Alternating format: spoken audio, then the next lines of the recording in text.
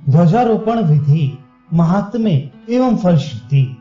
श्री रामदास कहने लगे, सौते पर्व के दिन राजा रामचंद्र ने सावधान होकर याजकों एवं सदस्यों की यथावत पूजा की। चैत्र शुक्ल पक्ष प्रतिपदा के दिन राजा लोग विधि पूर्वक यज्ञ मंडप के ऊपर ध्वजाओं को फहराने लगे। विष्णुदास ने कहा, हे गुरु, आपने कहा कि राजा लोग यज्ञ मंडप के ऊपर ध्वजा फहराने लगे, सो उस ध्वजारोपण का क्या विधान है, ये कृपा करके मुझे बताइए। श्री रामदास जी ने उत्तर दिया, हे शिष्य, तुमने अच्छा प्रश्न किया है। ये प्रश्न लोकोपकारक है, तुम सावधान होकर सुनो। मैं कहता हूँ, ध्वजारोपण रूपी व्रत के समय को प्राप्त जानकर राजाओं ने यज्ञ मंडप में ध्वजाओं को आरोपित करना आरंभ कर दिया। यज्ञ का समय ना हो तो चैत्र शुक्ल पक्ष को प्रतिवर्ष विष्णु मंदिर के ऊपर ध्वजा आरोपित करे, अथवा रामनवमी, दशमी तथा विजयादशमी को ध्वजारोपण करे, अथवा कार्तिक शुक्ल प्रतिपदा को ध्वजारोपण करे। यही तिथियां ध्वजारोपण के लिए उत्तम होती हैं, जो मैंने तुम्हें बतलाई हैं। अब मैं ध्वजारोपण व्रत का विधान बतलाता हूँ। ये व्रत राम को अत्यंत प्रिय और अति पुण्योत्पादक है। इस विषय में अधिक कहने की आवश्यकता नहीं है।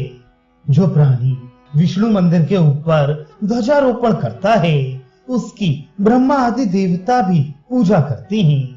कुटुंबी विप्र को 1000 तोला स्वर्ण देने से जो फल प्राप्त होता है, वही फल ध्वजारोपण का भी है। ध्वजारोपण कर्म के समान न गंगा स्नान है, न तुलसी सेवा और न शिव पूजा ही है। यह कार्य इतना उत्तम है कि इसको करने से सब पाप नष्ट हो जाते हैं। इसका सब विधान मैं तुम्हें बतलाता हूँ, उसे सुनो। इसको करने का चैत्रादि मास उपयुक्त समय है। यदि इनमें से पहला समय ना मिले तो इतर पर्व में ही ध्वजारोपण करे। चैत्र शुक्ल प्रतिपदा को प्रातः काल दंत धावन पूर्वक स्नान करे, फिर नित्य कर्तव्य से निवृत्त होकर विष्णु भगवान की पूजा करे। तदनंतर 4 ब्राह्मणों से स्वस्ति वाचन करा के नांदी श्राद्ध करे और वस्त्रावृत ध्वजाओं को गायत्री मंत्र से प्रोक्षित करे। उन ध्वजाओं में गरुण और हनुमान जी का चित्र बना रहे। फिर उस पर सूर्य, चंद्र, गरुण एवं हनुमान जी की पूजा करे। तदनंतर 2 घड़ों पर हरिद्रा, अक्षत, दूर्वा एवं विशेष करके श्वेत पुष्प धाता और विधाता की पूजा करे। तत्पश्चात गोचरम मात्र स्तंडल के ऊपर परिसमून आदि पंचभूत संस्कार करके स्वशाखीय गृहोक्त विधान से कुंड में अग्नि स्थापित करे। पुनः क्रमशः पायस और गृहस्थ से आधा राज्य भाग नाम की अष्टोत्तर शताहुति दे, अथवा आधा राज्य भाग की आहुति देकर पुनः क्रमशः पायस और घृत की अष्टोत्तर शत आहुति दे। प्रथम आहुतियां पुरुष सूक्त के मंत्रों से और दूसरी आहुतियां विष्णु मंत्रों से दे। फिर गरुण के निमित्त 8 आहुतियां और मारुति के निमित्त 8 आहुति से हवन करे। गरुणाय स्वाहा मंत्र से पहली 8 आहुतियां एवं मारुति स्वाहा इस मंत्र से दूसरी 8 आहुतियां दे। पुनः सोमोधेनु मंत्र का उच्चारण करके संयम पूर्वक हवन करे। तदनंतर सौर मंत्रों का जप और शांति सूक्त का पाठ करे। रात्रियों में श्री हरि के समीप जागरण करे। फिर दशमी को परमोत्सव के साथ भगवान का पूजन करे। नित्य हरि कीर्तन करके नवरात्रि पर्यंत जागरण करे। 10वें दिन प्रातः स्नान, संध्या आदि नित्य कर्मों से निवृत्त होकर पूर्ववत पूजन संभार से भगवान की पूजा करे।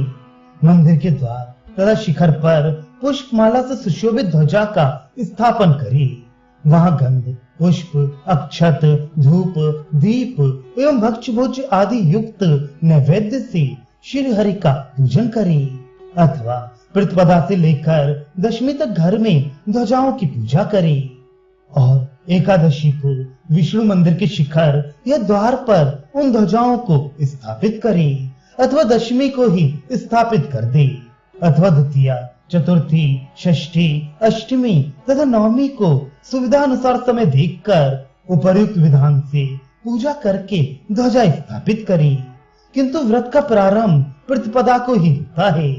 श्री हरि के निमित्त ध्वजारोपण पूर्वोक्त मासों में ही करे, अन्य मासों में नहीं। इसी प्रकार माघ कृष्ण चतुर्दशी को शिवालय पर ध्वजारोपण करे, उस ध्वजा में यथाविधि नंदी और भृंगी को अंकित करे। आश्विन शुक्ल अष्टमी को या चैत्र के नवरात्र में पार्वती के मंदिर पर ध्वजा फहराए। भाद्रपद चतुर्थी को गणेश के मंदिर पर ध्वजारोपण करे। मार्गशीर्ष शुक्ल षष्ठी को सूर्य के मंदिर पर ध्वजा स्थापन करे। इस प्रकार देवताओं के उत्सव दिवस में ही ये कार्य संपन्न करे। चैत्राश्विन तथा कार्तिक इन 3 मासों में विष्णु के सिवाय अन्य देवताओं के लिए ध्वजारोपण नहीं करना चाहिए। इस प्रकार वित्त शाठे त्याग कर देवालय पर ध्वजारोपण करके विधिवत विष्णु की पूजा करें। तदनंतर प्रदक्षिणा करके इस स्तोत्र का पाठ करें। हे पुंडरीकाक्ष, हे ऋषिकेश, हे महापुरुष पूर्वज, आपको अनेक शाह प्रणाम है, जिससे ये संसार उत्पन्न हुआ है, जिसके आधार पर टिका हुआ है और जिसमें लय होगा। मैं उन माधव भगवान को प्रणाम करता हूँ, जिसको ब्रह्मा आदि देवता भी भली भांति नहीं जानते और योगी जिनकी प्रशंसा करते हैं, उन परब्रह्म परमात्मा को मैं प्रणाम करता हूँ। अंतरिक्ष जिसकी नाभि है, आकाश जिसका मस्तक है और जिसके चरण से भूमि उत्पन्न हुई है, मैं उस ब्रह्म को प्रणाम करता हूँ। दिशाएं जिसके कान हैं, सूर्य एवं चंद्र जिसके नेत्र हैं, ऋक, साम एवं यजुर्वेद जिससे जायमान हुए हैं, उस ब्रह्म को मैं प्रणाम करता हूँ।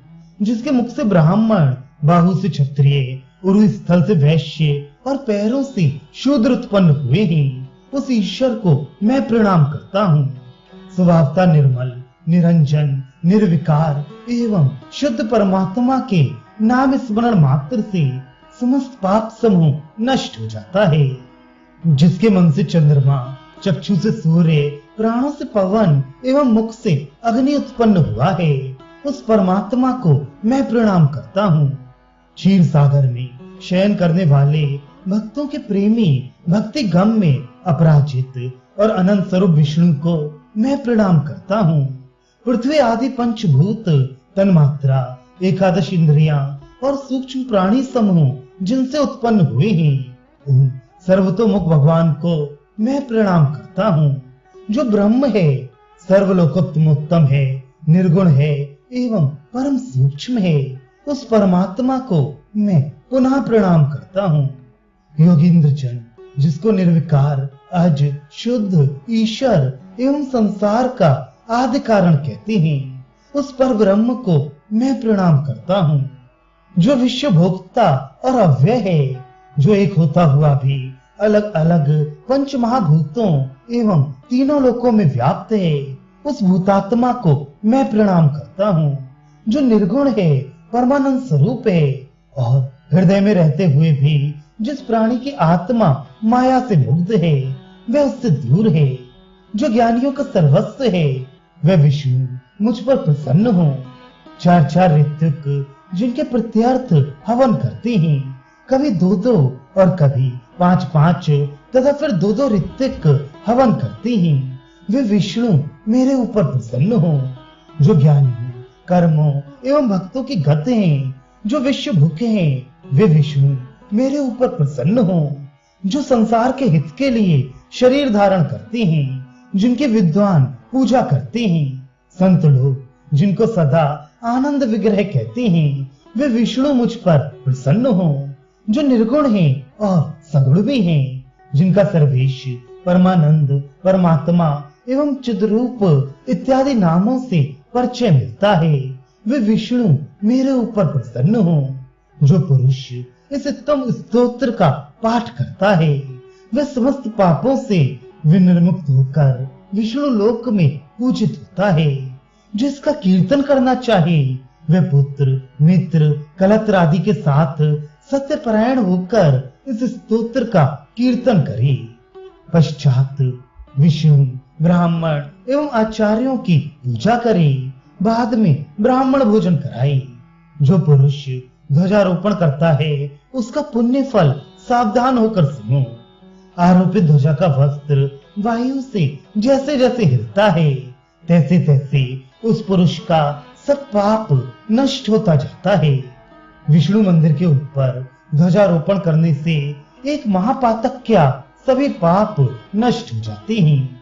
वह आरोपित ध्वजा कितने दिनों तक हरे मंदिर पर सुशोभित रहती है, उतनी सहस्त्र युग पर्यंत ध्वजारोपण करता श्री हरि के समीप रहता है।